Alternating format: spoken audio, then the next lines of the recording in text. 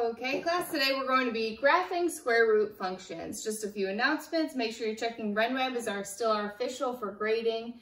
And I also found a new platform way better than Google Hangouts called Zoom. And so I want to use that coming up soon to go over your review because you're going to be having a test over Chapter 11 at the end of next week before we go on spring break. So we're going to look forward to that. You will have to download the app prior to, so you have to ask your parents if you can do that, of course. But it allows me to project my screen onto your screen so you can watch. So it's like a virtual whiteboard. It's a pretty neat tool. All right, so let's get started. So a square root function has an independent variable in the radicand. So it looks something like this. Y is equal to the square root of x, where x is the independent variable and it's in the radicand underneath of my square root. Okay, and we're going to graph these using function tables. Okay, function tables. Now, what we have to notice here is because this is a square root function, remember that you cannot take the square root of a negative number. So the range has to be anything where y is going to be positive. So the range is where y is greater than or equal to 0. Because there's no way that you're going to be able to take the square root of something and end up with a y value that is negative. So we're only interested in the values of x that are going to allow y to be positive, okay? So let's find the domain, meaning let's find the x values that are going to make this square root function positive. So to do that, you have to set the equation greater than or equal to 0 and solve for x. So here, I'd like to know where the square root of x plus 3 is going to be greater than or equal to 0. Now we're going to solve this equation, and you can start by squaring both sides. Okay, so now I have x plus 3 is greater than or equal to 0 squared is just 0. So I could subtract 3 from both sides. And so now you will see that my domain are all of the x values that are greater than or equal to negative 3. So if I were going to create a function table, I would start with the value negative 3. Negative 3, negative 2, negative 1, 0, and so on. I would not use anything less than that because that is not going to make my equation true because you cannot take the square root and wind up with a negative number. Okay? Let's look at the next one. We can do the same idea here.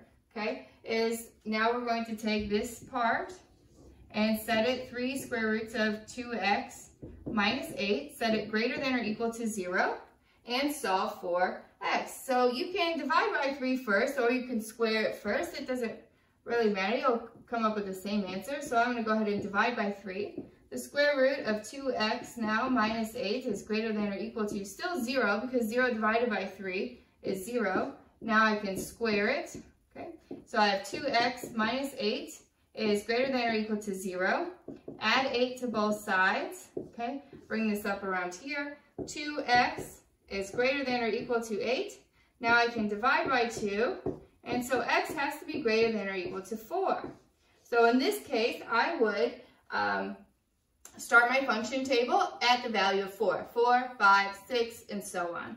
Now I want you to remember a rule here. I just thought of it. And you can put a little sign in your notebook. We're dealing with inequalities. So remember that if you multiply or divide by a negative, what must you do to the inequality sign? You have to flip it. So if you multiply or divide by a negative, remember that you have to flip the sign. Flip the sign. So put that note in your notes to remember to do that. Let's start by graphing. Y is equal to 2 times the square root of 5x. So first we need to find our domain. So remember, we're going to set it greater than or equal to 0. So 2 square roots of 5x is greater than or equal to 0. Divide both sides by 2. So now I have the square root of 5x is greater than or equal to 0. Square both sides. Okay. So 0 squared is 0. And the square root of 5x here is going to be 5x. Now divide by 5 on both sides, so I know now that my domain is anything that is greater than 0, okay? So I'm going to erase that real quickly, and so that I have room now to make my function table. So for these values, typically I would like for you to use the values of 2, 4, 6, and 8. However, this problem I'm going to use, it gave me the values of 0, 10, 20, 30, and 40, okay? So again, it's a function table. So if my x is 0, 10, 20, 30, and 40, you're going to plug them in here to y is equal to 2 times the square root of 5x. So you could type these in your calculator. If you type in 0, the square root, 5 times 0 is 0. Multiply that out, you're still going to end up with 0, okay? Now if I plug in 10, 5 times 10 is 50. 2 times the square root of 50, you're going to get 14 and 1/10, okay? Plug in 20, multiply 5 times 20 is going to be 100. 2 times the square root of 100 is 20. Let me pause and let the dogs in. Let's plug in 30. I have 5 times 30, which is 150. 2 times the square root of 150 is 24 and 5/10. And then if I plug in 40, you should come up with 28 and 3/10 in your calculator, okay? So now I'm ready to graph this, and let's see, what does a square root function look like? Okay, here's my marker here, 0, 0, right at the beginning, okay? And remember, we're only interested in the first quadrant because in order for it to be a square root, it has to be positive, okay?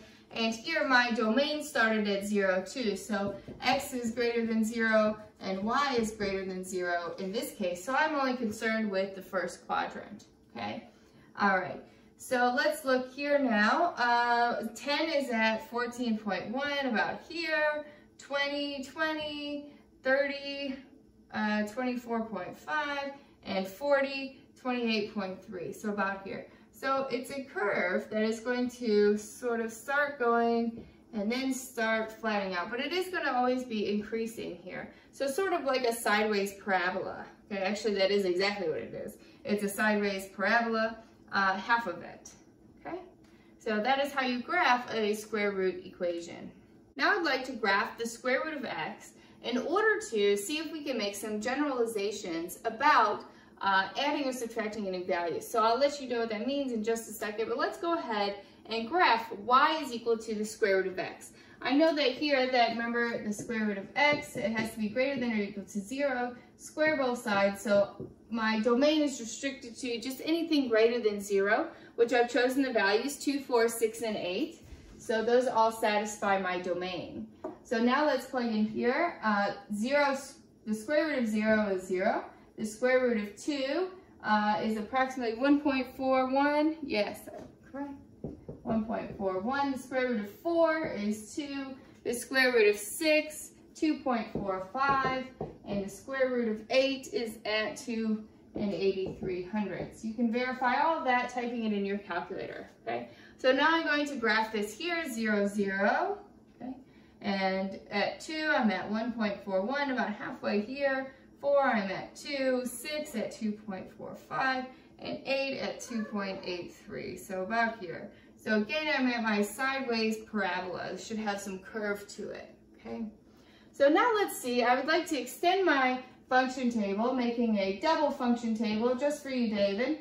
All right, and so now I have y is equal to the square root of x, but now I'm going to add 3. And notice when I add 3, it's on the outside of the radical sign. It is not part of the radicand. It is not inside of the square root.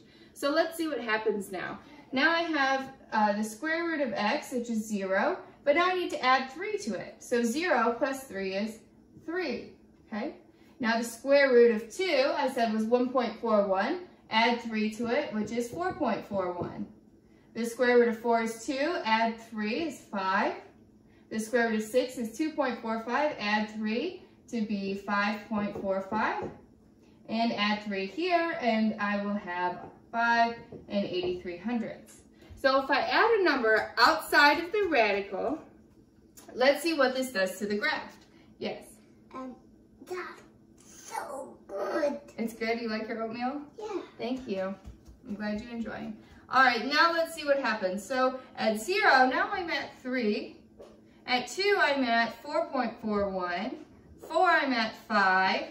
6, I'm at 5.45. And 8's about 5.83. So notice here that if you add a number outside of the radicand, we have now shifted upwards. So we can make some general statements now regarding this. If you add a value, then you're going to be translating your graph upward. Y is equal to the square root of x plus k plus some number k, then your graph is going to translate or move, then your graph is going to translate k units up. And similarly, if you subtract, so y is equal to the square root of x minus k, then your graph is going to translate, which direction do you think? Downwards. It's going to translate k units downwards.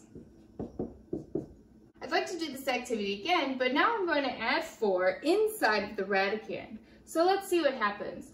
First, I need to find my domain, because my domain will now change, okay? Because I am adding 4 inside of the radical.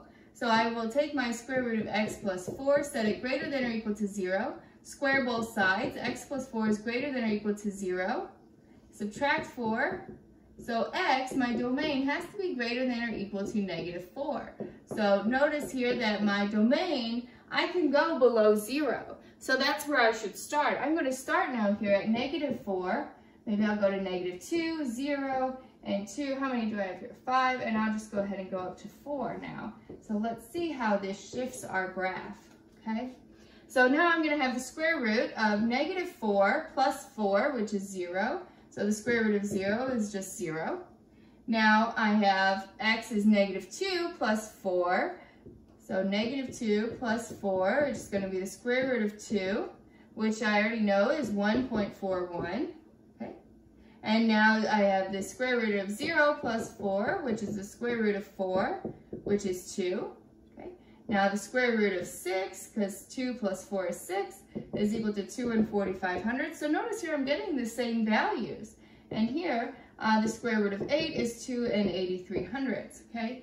So I did end up with the same values, but notice here that I'm at a different x value. So when I go to graph these points for my new equation, this first point is at negative 4, 0.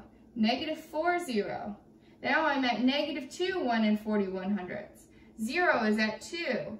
2 is at 2.45, and 4 is at 2 and 8300.